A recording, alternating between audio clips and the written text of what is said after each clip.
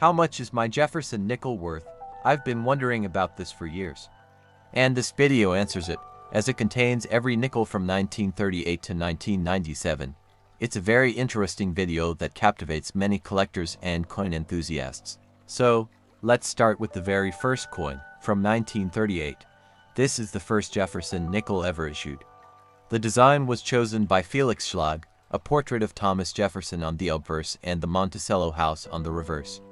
This issue is especially valuable for collectors, as it marks the beginning of the entire series. The following year, 1939, is also noteworthy. The coin is still fresh, the details are clearly visible, and it is precisely these specimens that are of particular interest to numismatists today. 1940 marks another step in history. The coins continued to be actively used in circulation, but finding specimens in excellent condition became more difficult. Each minting year retains its own unique characteristics, and this is what makes the collection so fascinating. Let's move on to 1943. In the midst of World War II, military nickels continue to be issued. These coins are already unusual. Their silver alloy and the large letter above Monticello make them easily recognizable. It is these specimens that are the most sought after by collectors today. 1944. Coins continue to be minted in the wartime composition, and each year, slight differences in detail appear. These nuances become a real treasure hunt for numismatists, as they are what make each coin unique. But 1945 is the last year of war nickels. After that, the composition returns to the traditional alloy. But these 5 years will go down in history as a special period for Jefferson nickels, when each coin bore the mark of time and rarity. 1946. Coins return to their normal composition, and everything seems to be back to normal. But collectors know that finding coins in perfect condition after extensive use in circulation is very difficult. 1947. By this time, the Jefferson nickel had become a fixture in American life. Its design remains classic, but each coin has its own story. Some were found in pockets, some in piggy banks, and some were accidentally preserved in perfect condition, and it's these specimens that can be truly treasured today. Moving on to 1948. After the wartime issues, the Jefferson nickel returned to its usual composition, but each coin holds its own story. Many specimens are still in circulation, and collectors are beginning to pay close attention to details and condition. 1949. Mintages continue to be large, but some specimens have unusual features that immediately attract the attention of numismatists. 1950 is a special year. The Denver mintage was one of the lowest in the series. Collectors always pay attention to it, as finding a 1950D in good condition is truly a stroke of luck. 1951. The coins continue the classic issue, but rare errors and minor differences in detail make each piece unique. 1952 to 1954. The familiar design remains, but minor minting nuances emerge that collectors carefully study. It's precisely these details that can significantly enhance a coin's value. 1955 to 1957. The final years of this segment. The design remains classic, and the coins are already beginning to find their way into the first real collections. Many specimens from those years are now rare finds, especially if they remain undisturbed. We've reached the end of the first period, 1938 to 1957. During this time, the Jefferson nickel has come a long way, from its first issues to military nickels and the rare mintages of the early 1950s. Now we move on to the next significant stage, 1958 to 1977. During these years, the coin had already become fully integrated into everyday American life. The design remains classic, but new minting nuances emerge, making each piece unique. 1958 marks a new era for Jefferson nickel. The design is classic, but have you ever wondered how many of these coins are still lurking in piggy banks or old change jars?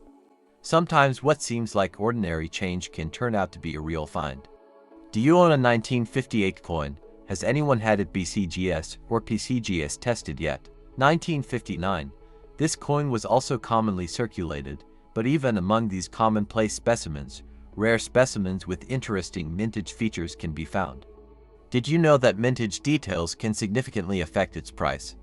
Someone might have accidentally kept one in their pocket or piggy bank, unaware that it could be a valuable find. 1960. Have you ever considered that a small mistake on a coin can increase its value tenfold? Coins from this year may seem ordinary, but discerning collectors look for differences between mints and small details that make a coin unique. Perhaps you have such a secret specimen among your coins. 1961. The coins were heavily used, and perhaps some of you have one sitting in your piggy bank at home. Have you heard of BCGS and PCGS certifications? These are systems that evaluate the condition of coins and help determine their intrinsic value. Do any of you already own a graded 1961 coin? 1962. The coin still has a classic design, but minting nuances are beginning to appear that collectors are taking notice of. Have you checked your coins? Maybe someone has a rare specimen lying around, and you didn't even know it. 1963. During this period, coins were in heavy use, but discerning collectors look for even the smallest differences. They can turn an ordinary nickel into a real find. Have any of you ever submitted these coins to PCGS for grading? 1964. This year is interesting because the mintage of some coins was lower than usual. Do you own any coins from this year? If so, have you tried to determine their true value? 1965. Coins from this period are still common, but some contain unusual minting errors. Sometimes, an ordinary nickel in your pocket can be more valuable than you think. Have any of you ever found such interesting coins? 1966. The coin appears ordinary, but observant collectors notice subtle peculiarities on each coin. Perhaps one of you has a specimen worth showing to experts.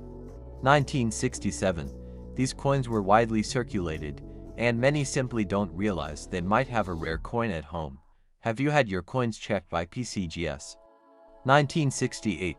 Mintages were typically large, but rare minting errors and unusual details make this coin special. Have any of you ever found such secret specimens? 1969. This coin is already historic, and attentive collectors carefully inspect its condition. But have you ever considered that an ordinary nickel in your piggy bank could be worth more than $1? 1970. Some coins had lower mintages than usual, making them interesting for collectors. Does anyone own a coin from this year? 1971. Coins from this period were widely used, but some of them include unique examples with minor differences. Has anyone tried to determine the true value of their coins through PCGS? 1972. The coins are standard, but a discerning collector's eye notices small nuances that affect the price. Do you have any of these coins? 1973. The mintage was standard, but rare errors and minting peculiarities make each coin unique. Perhaps some of you have one of these coins at home and don't even know it. 1974. The coins were in circulation, but even among ordinary coins, interesting finds can be found. Have you checked the condition of your coins and their possible rarity? 1975. Standard coins continued to be issued this year, but observant collectors know that small differences can make an ordinary coin valuable. Have any of you found any of these? 1976.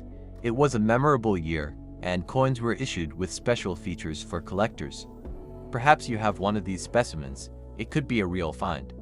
1977. The period from 1958 to 1977 is coming to an end. The coins have already been fully incorporated into collections, but observant numismatists continue to search for rare specimens and unusual minting errors. Do any of you have coins from these years? Consider whether you might have a true rarity among them. We continue our review of Jefferson Nickels from 1978 to 1997. You'll see coins from each year on the screen, and I'll share a few interesting facts that might surprise you. 1978. The design is classic, but discerning collectors are already looking for subtle minting details. Do you have a 1978 coin at home? Sometimes they're tucked away in piggy banks, and people don't even realize their value. 1979. The mintage was large, but among the common examples, you can find several unique nuances. Have any of you ever handled one of these coins and didn't know its value? Tell us in the comments. 1980. These coins circulated frequently, but observant collectors notice errors and differences between mints. Perhaps one of you has one of these rare specimens. 1981. The design is classic, but small details make each nickel unique. Have you had your coins tested by BCGS or PCGS? Sometimes, ordinary change turns out to be a real find. 1982. Coins from this year are especially interesting to collectors. Even a small error can significantly increase their value. Have you ever had your coins tested for rarity? 1983. Mintages are standard, but discerning collectors notice differences that make the coin valuable. Perhaps you have a true rarity among your coins. 1984. These coins are still in circulation, but rare examples with minting errors attract collectors.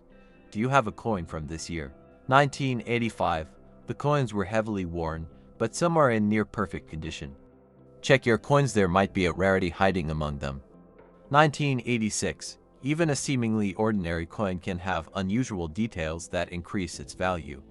Has anyone found such interesting specimens? 1987. The mintage was standard, but observant collectors notice minor minting imperfections. Do you have one of these nickels at home? 1988. These coins have already begun to appear in the first real collections. Some of you may be keeping them in your piggy bank and not even realizing their value. 1989. Coins from this period are highly sought after by collectors, as even ordinary coins can hide rare specimens. Have you checked your coins? 1990. Mintages are typical, but some specimens have unusual features. Perhaps you have one of these coins at home. 1991. Some of these coins have already been collected, but some are truly rare. Have you ever tried to determine the value of your coins? 1992. The coins are still fresh, but observant collectors are finding unique specimens. Check your coins, who knows, maybe you'll find a real find among them. 1993. Standard issue, but some rare specimens are among them. And who among you keeps such coins at home? 1994.